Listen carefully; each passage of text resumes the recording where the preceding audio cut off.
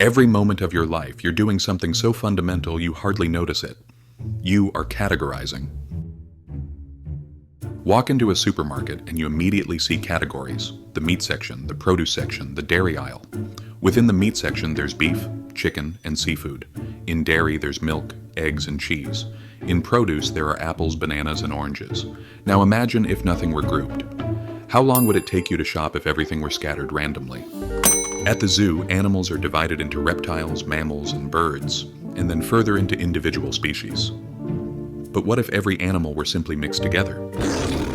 Categorization is the process of grouping things, deciding what belongs together and what does not.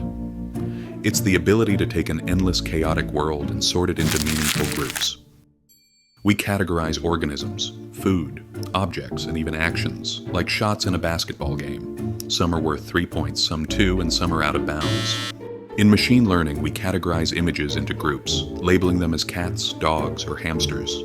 Scientists categorize matter itself: compounds, molecules, and elements in the periodic table.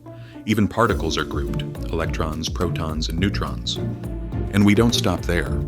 We categorize celestial objects, things we see in the night sky, as planets, stars, and galaxies. In fact, we can combine all our various categories we created into one giant system, everything in the universe itself. But isn't this what a dictionary does? Isn't naming something just a way of separating it out and grouping it together? To categorize is to name, to recognize, differentiate, label, and group. When we categorize, we give structure and reveal patterns. Categorization isn't abstract, it's a practical skill we use every day.